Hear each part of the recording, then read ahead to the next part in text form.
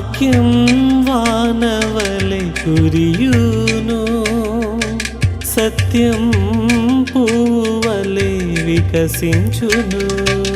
సత్యం సత్యమే, సత్యం సత్యమే, సత్యం సత్యమే, సత్యం సత్యమే.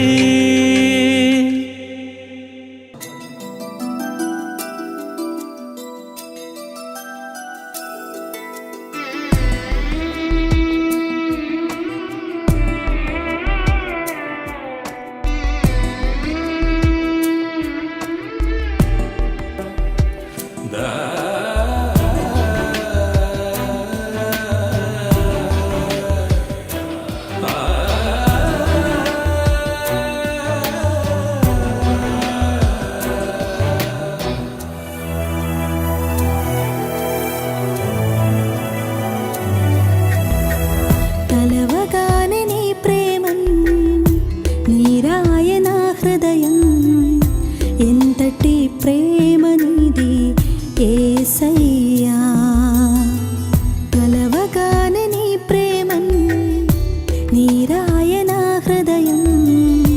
ఎంతటి ప్రేమ నీది యేసయ్యా, అవధులు లేనిది అంతము లేనిది నా ఎడల నీ ప్రేమ నా యేసయ్యా. అవధులు లేనిది అంతము లేనిది నా ఎడల నీ ప్రేమ నా యేసయ్యా, కలవగానే నీ ప్రేమన్ నీరాయన హృదయం. ఇందటి ప్రేమ నీది యేసయ్యా.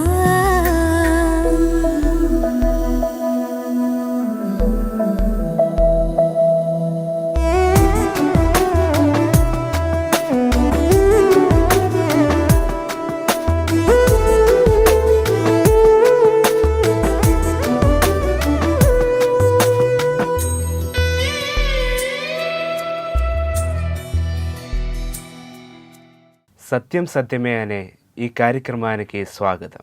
దేవుడు మీకు మంచి వాక్య సందేశం వినడానికి అవకాశం ఇచ్చారు. సత్యం సత్యమే.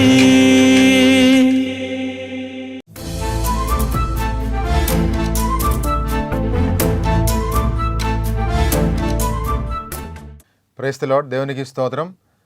సత్యం సత్యమైనటువంటి సువార్త టీవీ కార్యక్రమం ద్వారా దేవుని యొక్క మాటలు వింటున్నటువంటి మీకందరికీ కూడా ప్రభు అయినటువంటి యేసుక్రీస్తు యొక్క నామములో శుభములు తెలియజేసుకుంటున్నాను.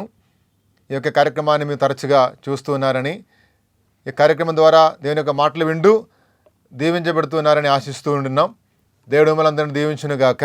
ఈరోజు కొన్ని ప్రాముఖ్యమైన విషయాలు మనం ధ్యానం చేద్దాం. దానికి ఆధారముగా రోమా పత్రిక 1వ అధ్యాయం 1 నుంచి 7 వరకు ఉన్నటువంటి వాక్య భాగాన్ని తీసుకోవడం జరిగింది. ఆ వాక్య భాగంలో పౌలు చాలా విషయాలు మనకి చెప్పడం జరుగుతూ ఉంది. అక్కడ ఆ వాక్య భాగాన్ని మనం కనుక గమనిస్తే విశ్వాసుల గురించి పౌలు చాలా విషయాలు అక్కడ చెప్పడం జరిగింది. అవన్నీ మనం క్షుణ్ణంగా పరిశీలిస్తే విశ్వాసుల యొక్క ఐడెంటిటీ గురించి అక్కడ పౌలు చాలా తేటగా చెప్పడం జరుగుతుంది. విశ్వాసుల యొక్క గుర్తింపు ఏంటి అంటే మనం ఎవరై ఉన్నాం. ఈ రోజుల్లో ఐడెంటిటీ క్రైసిస్ అనేటువంటి ఒక క్రైసిస్ గురించి మీరు విన్నారు కదా. అంటే నేను ఎవరిని, ఎందుకు ఈ లోకంలో ఉన్నాను, what is the meaning of life, ఈ జీవితం యొక్క అర్థం ఏమిటి, ఎందుకోసం బ్రతకాలి అనేటువంటి యొక్క క్రైసిస్ అది తెలియకపోవటం వలన ఇబ్బంది పడేటువంటి వారుగా మనం ఉన్నాం కదా. చాలామంది అలా ఇబ్బంది పడుతూ ఉన్నారు. కానీ దేవుని యొక్క వాక్యం మనకి తెలియజేసే విషయం ఏంటంటే యేసుక్రీస్తు ప్రభువారి యందు విశ్వాసం ఉంచి రక్షణ పొందినటువంటి విశ్వాసులుగా మనం ఎవరము, మనం దేనికోసం ఈ లోకంలో ఉన్నాము అనేది మనకి తేటగా మనకి తెలియాల్సి ఉంటుంది. అందుకోసమే పౌలు రాసినటువంటి పత్రికలు గమనిస్తే విశ్వాసులు తమ గురించి తెలుసుకోవాలని చెప్పి చాలా మాటలు విశ్వాసుల గురించి పౌలు ఆ యొక్క పత్రికల ద్వారా తెలియజేసుకోవడం జరిగింది. మనం తీసుకున్నటువంటి రోమా పత్రిక చూసినట్లయితే ఆడ విశ్వాసుల గురించి చాలా విషయాలు అక్కడ చెప్పడం జరిగింది. మనం ఒకసారి 1వ అధ్యాయం 1 నుంచి కొన్ని మాటలు మనం ధ్యానం చేద్దాం. పౌలు విశ్వాసుల గురించి రాస్తూ ఇలా చెప్పడం జరిగింది. రోమాలో ఉన్న దేవుని ప్రియులకందరికీ అనగా పరిశుద్ధులుగా ఉండుటకు పిలువబడిన వారికి శుభమని చెప్పి రాయున్నది. చూసారా, విశ్వాసుల గురించి రాస్తూ ఏమని రాయడం జరిగింది? పరిశుద్ధులుగా ఉండుటకు పిలువబడిన వారికి అందరికీ అని చెప్పడం జరిగింది. అంటే మనం ఏమర్థం చేసుకోవాలి? Believers are called by God. విశ్వాసులు దేవుని చేత పిలువబడినటువంటి వారు అని మనం ఇక్కడ గమనించాలి. అంటే దేవాది దేవుడు మనల్ని పిలిచాడు, వ్యక్తిగతంగా పిలిచాడు, పేరు బట్టి పిలిచాడు అనేటువంటి వాస్తవాన్ని మనం ఇక్కడ గమనించాలి. మన జీవితంలో చాలాసార్లు మనం కృంగిపోతాం కదా. కష్టాలు వస్తూ ఉన్నప్పుడు, ఇబ్బందులు వస్తూ ఉన్నప్పుడు, రోగాలు వస్తూ ఉన్నప్పుడు, ఆర్థికపరమైనటువంటి ఇబ్బందులు గుండా మనం వెళ్తూ ఉన్నప్పుడు, కార్యాలు మనము ఆశించినటువంటి స్థాయిలో జరగకపోవటం చూసి మనం కృంగిపోతూ ఉన్నాం కదా, బాధపడుతూ ఉన్నాం కదా. అప్పుడు మనం ఎవరమో మనం గుర్తిస్తే, ఓ దేవుడు నన్ను పిలిచాడు కదా, దేవుడు నన్ను పేరు పెట్టి పిలిచాడు కదా అనేటువంటి విషయాలు మనం కనుక గమనిస్తే, జ్ఞాపకం చేసుకుంటే మనకెంతో ఆదరణ. దేవుడు పిలిచాడంటే నీవు దేవుని యొక్క ప్రణాళికలో ఉన్నట్టే కదా. దేవుడు మనల్ని పేరు పెట్టి పిలిచాడంటే మనము దేవుని యొక్క ప్రణాళికలో ఉన్నామనే కదా దానికి అర్థము. అందుకోసమే దేవుని యొక్క వాక్యం చెప్తా ఉంది, దేవుని ప్రేమించేటువంటి వారికి అనగా ఆయన నిత్యమైనటువంటి సంకల్పము చొప్పున పిలువబడినటువంటి వారికి సమస్తము మేలు కొరకే జరుగుచున్నవి అని రోమాపత్రిక 8వ అధ్యాయం 28లో మనం చదువుతూ ఉన్నాం. కాబట్టి దేవుడు నన్ను పిలిచాడే, నేను దేవుని యొక్క నిత్యమైనటువంటి ఆ ప్రణాళికలో ఉన్నానే అనేటువంటి యొక్క సత్యం మనం ఎప్పుడైతే మనం అర్థం చేసుకుంటామో అప్పుడు మనకి ఎంతో ఆదరణ మనకి కలుగుతూ ఉంటుంది అనేటువంటి విషయం మనం ఇక్కడ గమనించాలి. అందుకే పౌలు ఇక్కడ విశ్వాసులకి రాస్తూ విశ్వాసుని దేవుడు పిలిచాడని ఆ యొక్క వాస్తవాన్ని ఇక్కడ చెప్పడం జరిగింది. కాబట్టి మన పట్ల దేవుని యొక్క నిత్యమైనటువంటి ప్రణాళిక ఉంటుంది అనేటువంటి వాస్తవాన్ని మనం ఇక్కడ గమనించాలి. కాబట్టి దేవునికి తెలియక, దేవుని యొక్క అనుమతి లేక, దేవుని యొక్క ఉద్దేశం లేక మన జీవితంలో ఏమీ జరగదు. ఎవరు కూడా మనలని ఏమీ చెయ్యలేరు అనేటువంటి ఒక విషయం మనం ఇక్కడ గమనించాలి. యోహాను సువార్త 10వ అధ్యాయం 28లో మనం చూస్తే కనుక యేసుక్రీస్తు ప్రభువారు ఒక చక్కని యొక్క విషయాలు అక్కడ తెలియజేస్తూ ఉన్నారు. ఒకసారి చదువుకుందామా?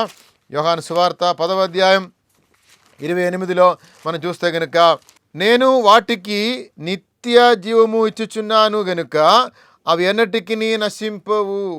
చూసారా, ఎవడును వాటిని నా చేతిలో నుండి అపహరింపడు.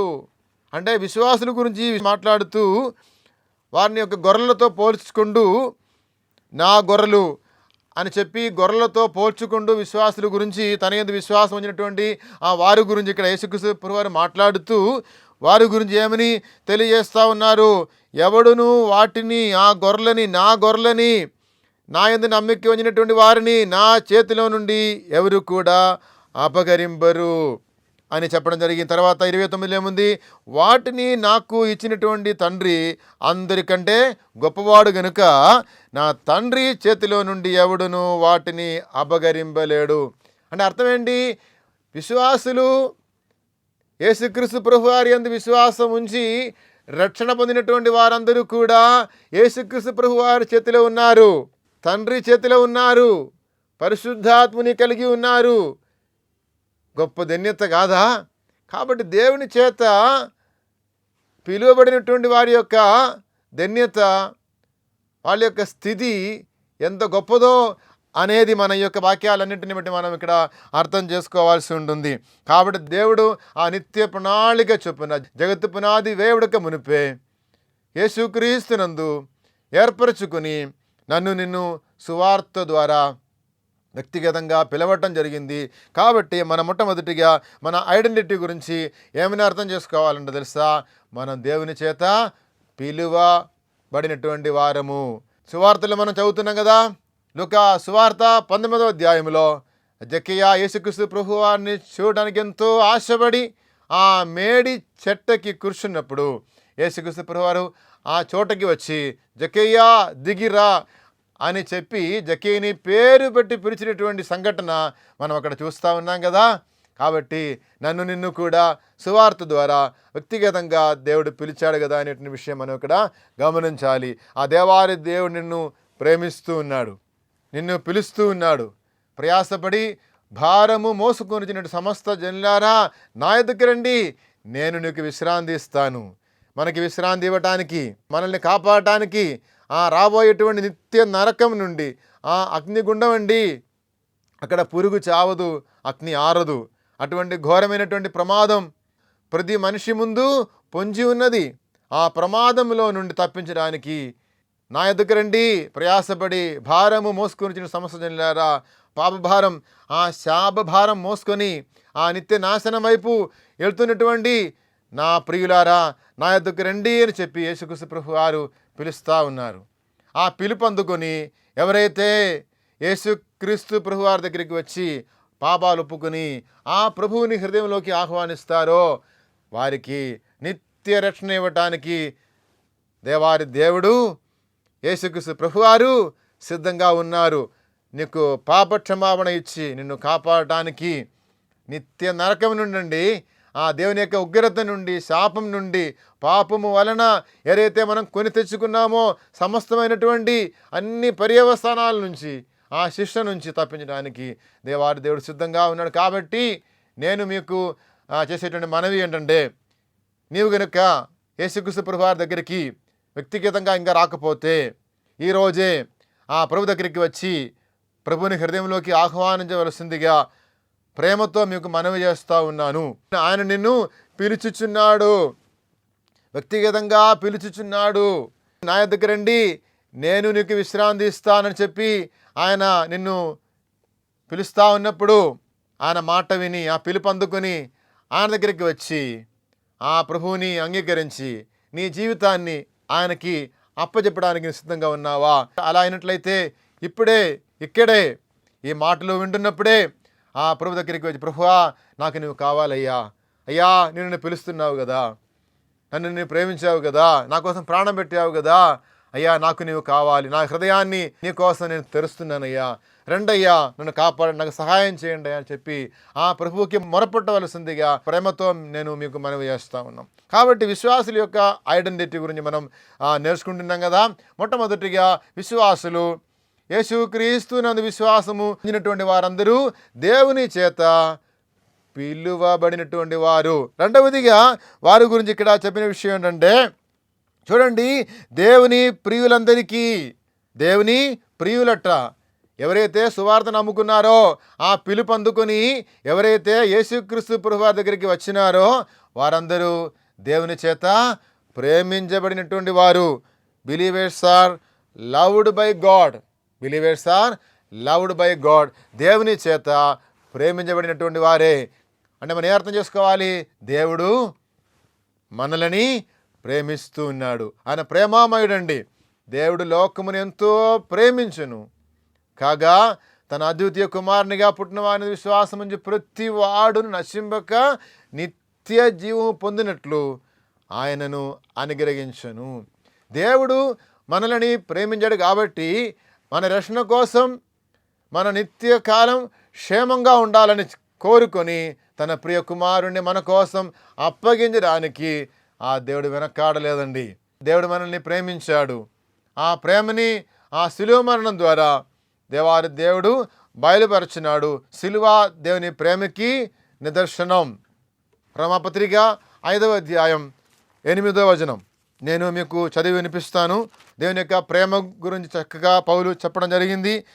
అయితే దేవుడు మన ఎడల తన ప్రేమను వెల్లడిపరచుచున్నాడు.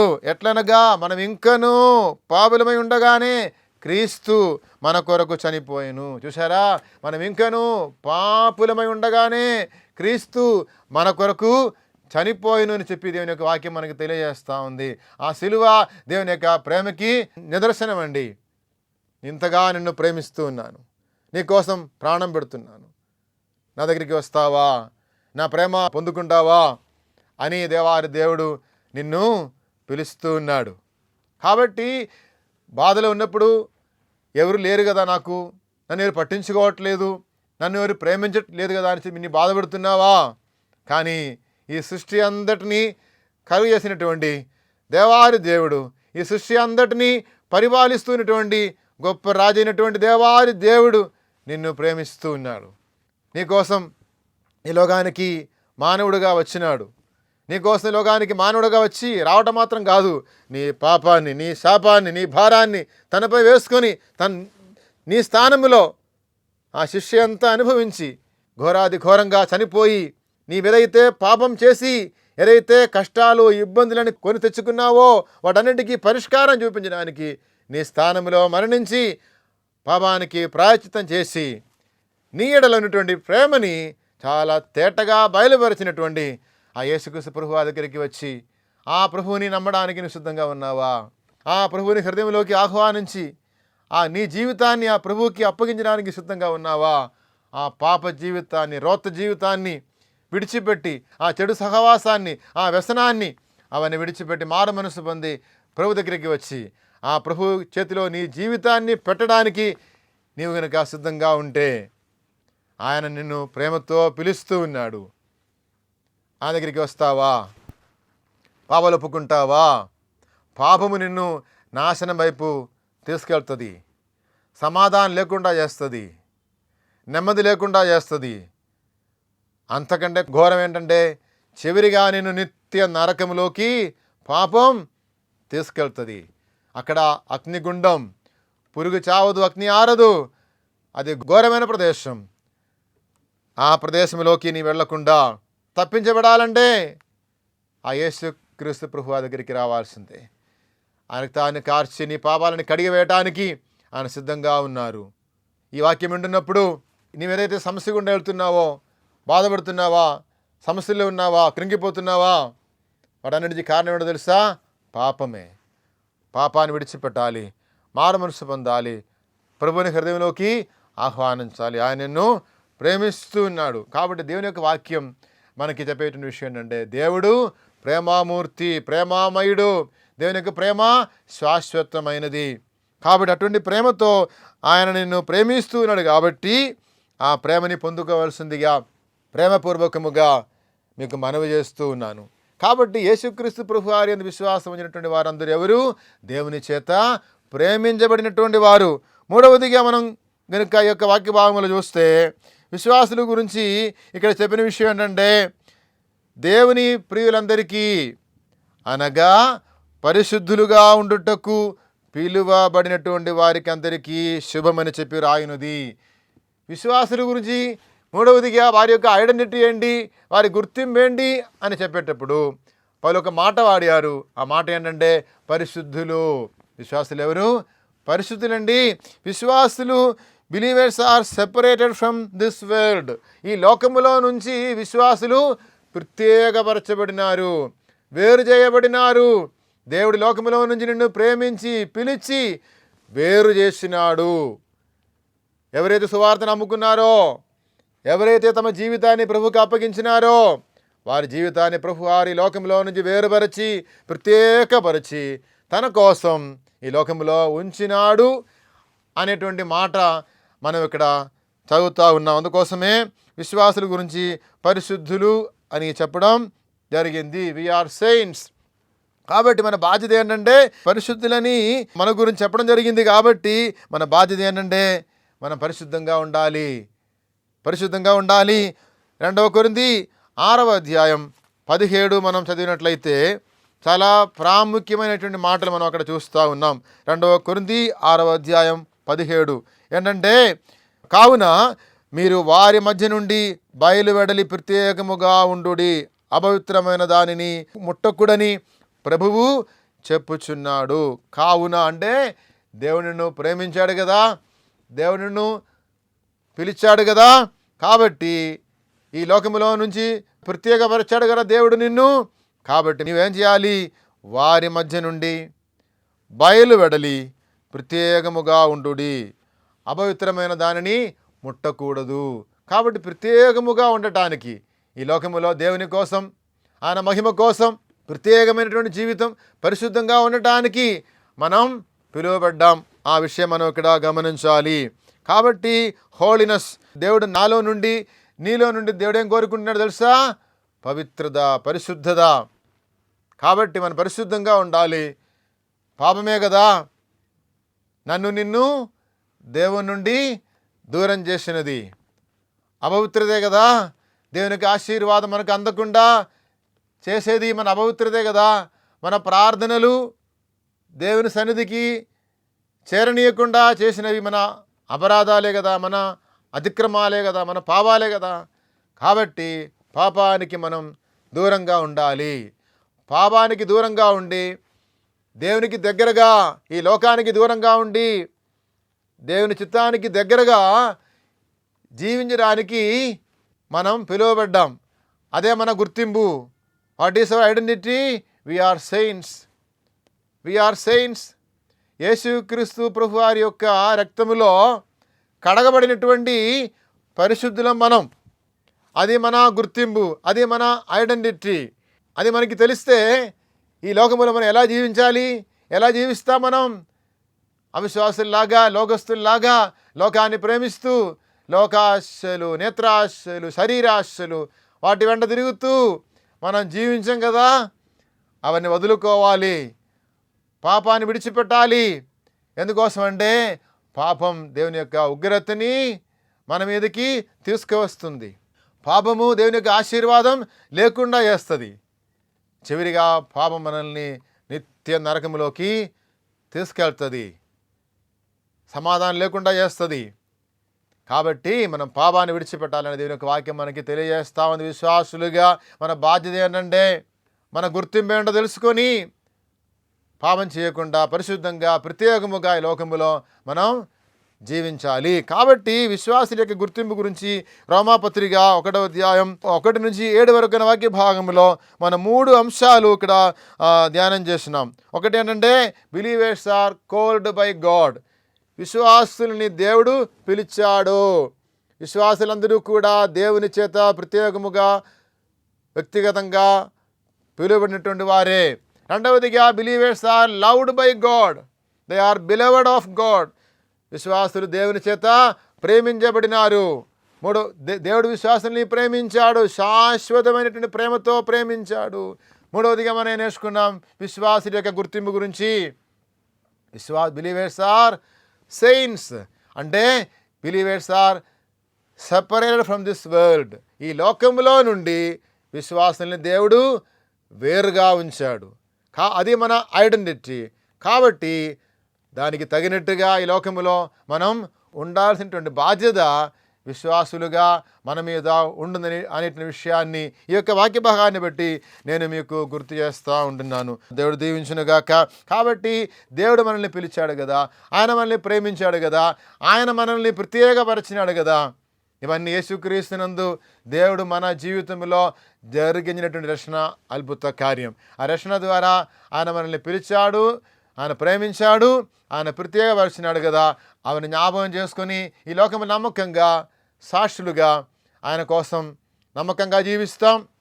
ఆయన నామానికి మహిమ తీసుకువస్తేటువంటి గొప్ప పాత్రలాగా ఈ లోకంలో మనం జీవించి ఆయన కోసం మనం జీవిస్తాం. దేవుడు ఈ యొక్క మాటలను దీవించునుగాక. వాక్యమైన మీకు అందరికీ వందనాలు తెలియజేసుకుంటూ మీరందరి కొరకు నేను ప్రేయర్ చేస్తాను.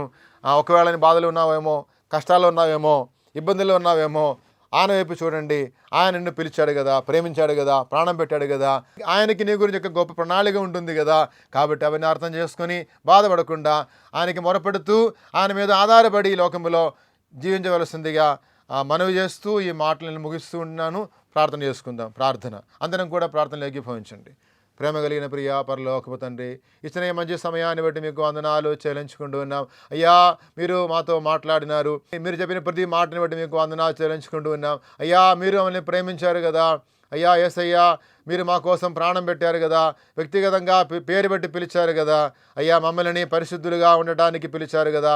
ఈ లోకములో ప్రత్యేకముగా మీకోసం ప్రత్యేకముగా ఉండటానికి మమ్మల్ని లోకములో నుంచి వేరు చేసినందుకు మీకు వందనాలయ్యా.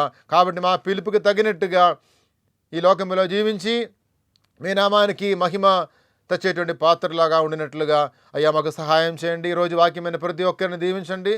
కష్టాల్లో ఇబ్బందుల్లో ఉన్నటువంటి ప్రతి ఒక్కరిని దర్శించండి అయ్యా, ముట్టండి అయ్యా.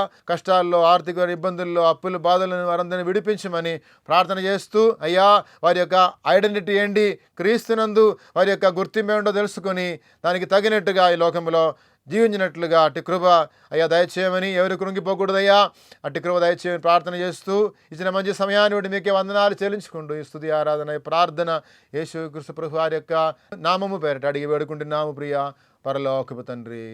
Amen, amen. వాక్యమైనటువంటి ప్రతి ఒక్కరిని దేవుడు దీవించును గాక. దేవుని నామానికి మాత్రం మహిమ చెల్లిద్దాం. ఆమెన్.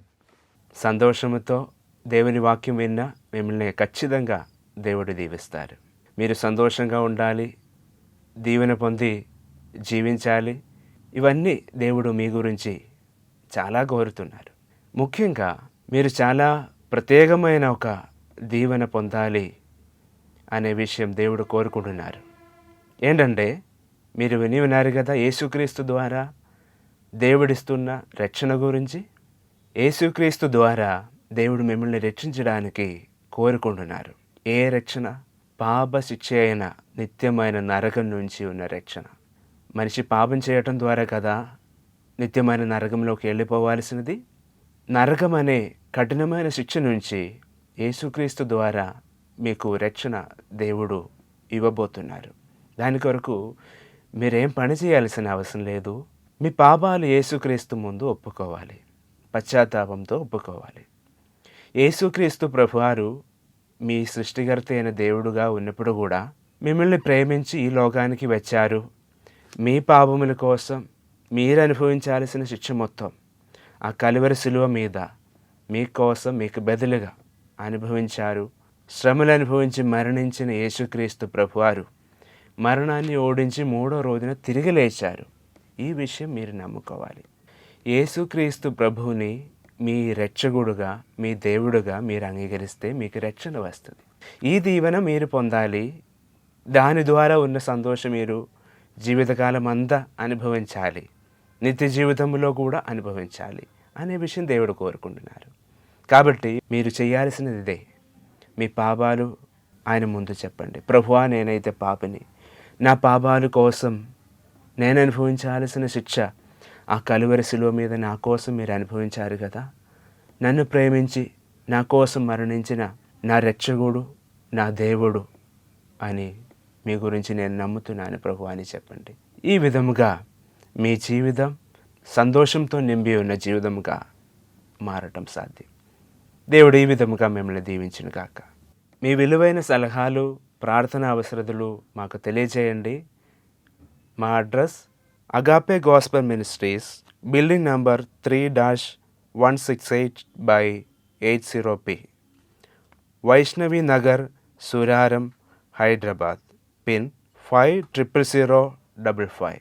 మా కాంటాక్ట్ నంబర్స్ 9154145978 మరియు 906-356-8798. మా ఈమెయిల్ ఐడి satyamsatyame@gmail.com. ఈ ప్రోగ్రాం మరలా వీక్షించాలనుకుంటే సత్యం సత్యమే అనే మా యూట్యూబ్ ఛానల్, ఫేస్బుక్ పేజ్, ఇన్స్టాగ్రామ్లో కూడా వీక్షించవచ్చు. దేవుడు ధారాళముగా మిమ్మల్ని దీవించును గాక.